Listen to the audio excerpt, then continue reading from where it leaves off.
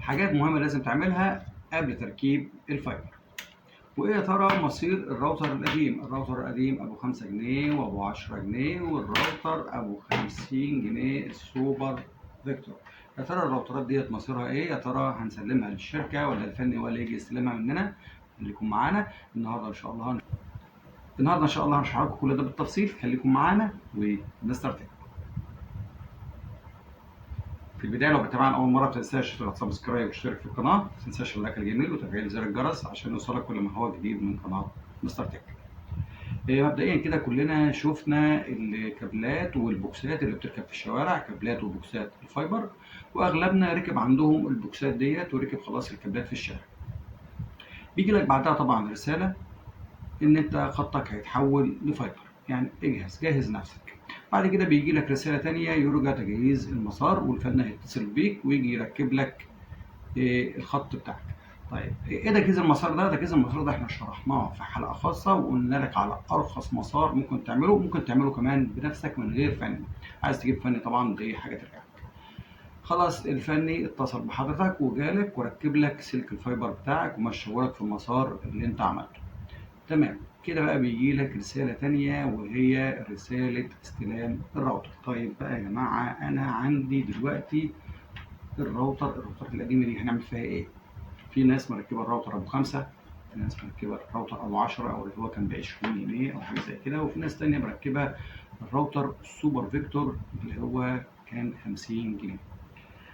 تعال ناخدها واحدة واحدة كده. الراوتر الأول أبو 5 جنيه. مبدئيا كده اي راوتر حضرتك واخده من الشركه لازم تسدد ثمنه كامل. الراوتر ده يا جماعه انا بقالي كتير جدا بدفع له اقساط. طب انا كده خلصت ثمنه بقى ولا ايه؟ هقول لحضرتك الراوتر ده حضرتك بقالك كتير جدا فعلا بتدفع له اقساط، ولو حسبت الفلوس اللي انت دفعتها هتلاقيها اكتر من حقه كمان. بس المشكله هنا ان الراوتر ده يا جماعه كان ايجار. الراوتر ده ايجار ما هواش تقسيط. يعني حضرتك لو دفعت من هنا لمده 20 سنه قدام كمان، لو فضلت تدفع طول العمر ده ايجار.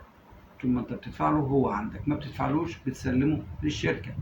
طبعا حضرتك هتروح عشان تسلمه للشركه هيبص الراوتر زي ده كده. طب انا هعمل براوتر زي ده ايه؟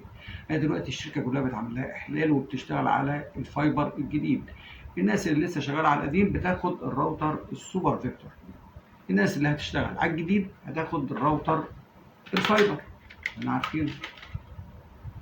يبقى الراوتر زي ده كده اصبح ملوش لازمه عند حضرتك. هتروح الفرع وهتخلص ثمنه وخلاص الراوتر ده بتاعك. خلاص طب ايه انا دافع بقالي سنين؟ لا يعني حضرتك كل اللي هتدفعه ما تخافش مش هتدفع مبلغ. حضرتك كل اللي هتدفعه 5 جنيه. هتدفع اخر 5 جنيه او اخر ايجار اللي هو ايجار الشهر اللي انت فيه هتدفعه، وبعد كده هيخلص لك ثمنه على السيستم اصبح زيرو. بعد كده ما عادش تدفع ولا مليم والراوتر ده بتاعك. طب في الحاله دي بقى، في الحالة دي أنا لما هستلم الراوتر الفايبر خلاص هتستلم الراوتر الفايبر بتاعك مش هتدفع ولا مليم، وكده خلاص أنت شغال زي الفل. الراوتر اللي بعده هو الراوتر الفي دي اس ال، وده تقريبا كنا بندفع له 10 أو 20 جنيه. واكيد طبعا هتروح الفرع تقول له انا عايز اخلص ثمنه، هيلاقي حضرتك دافع اكتر من ثمنه اساسا، فخلاص هيقوم برضه مدفعك اخر قسط ليه او اخر ايجار ليه، وبيبقى الراوتر خلاص ملكك. الراوتر الفايبر ده يا جماعه ثمنه 2700 جنيه. طيب هل انا بقى هدفع 2700 جنيه؟ في حاله من اتنين. لو انت عميل جديد فانت هتدفع ثمن الراوتر كامل طبعا، او هتدفعه تقسيط اللي هي 50 جنيه كل شهر او 57 جنيه كل شهر. طيب لو انت بقى عميل حالي، انا عميل حالي عندي الراوتر ابو 5 جنيه او الراوتر ابو 10 جنيه او ايا كان الراوتر، رحت استلمت الراوتر الفايبر، انا ماليش دعوه ان انا ادفع ثمن راوتر. ليه؟ لان انتوا اللي جيتوا وركبتوا عندي الكابلات الجديده. انا اساسا مش عايز كابلات جديده. انتوا اللي جيتوا وركبتوا عندي الكابلات الجديده وقلتوا لي هتشتغل على الراوتر جديد، يبقى انا كده خلاص ماليش ان انا ادفع ثمن راوتر. وفعلا ده اللي بتعمله الشركه يا جماعه. الشركه يا جماعه بتدي لك الراوتر ده مجانا للعملاء الحاليين. ما تفهمنيش غلط.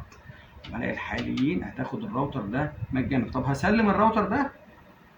دي بقى النقطه اللي هنتكلم فيها. حضرتك بعد كده بيقول لك رساله، بيجي لك رساله ان انت تروح تستلم الراوتر او تطلب فني ان هو يجي يركب لك الراوتر. على فكره التركيب مجانا. هيجي لك الفني هيقول لك فين الراوتر القديم، طبعا الراوتر القديم راكب، هيقوم فاكك الراوتر القديم واخده يدي لك الراوتر الجديد. طبعا ده غلط. امال هعمل ايه؟ تروح انت الشركه وتديهم الراوتر القديم، برضه غلط. احنا قلنا ان انت هتروح وهتخلص ثمن الراوتر القديم، يعني الراوتر ده خلاص بتاعك، سواء ده او ده او اي راوتر تاني انت رحت خلاص خلصته، الراوتر ده اصبح ملكك، انت دافع ثمنه كامل. يبقى الشركه تاخده ليه؟ الشركه مش هتاخده. طب الفني ياخده ليه؟ برضه الفني مش هياخده. الفني هيجيب لك الراوتر الجديد بتاعك وهيركبه لك مجانا من غير ولا مليم. الزياره ديت مجانيه، يركب لك الراوتر الفايبر بتاعك والسلام عليكم. ما بياخدش راوتر قديم، الشركه ما تاخدش الراوتر قديم، فني ما ياخدش الراوتر قديم. طبعا بعض الفنيين اللي بيعمل كده، مش كل الفنيين، بعض الفنيين يقول لك هاخد الراوتر القديم وادي لك الراوتر الجديد. لا يا جماعه. طب هو ياخد الراوتر القديم يعمل بيه ايه؟ انت قلت ان خلاص الشركه دلوقتي بتركب يا اما السوبر فيكتور اللي هي للناس اللي لسه نحاس، او بتركب الفايبر للناس اللي خلاص وصلها الفايبر.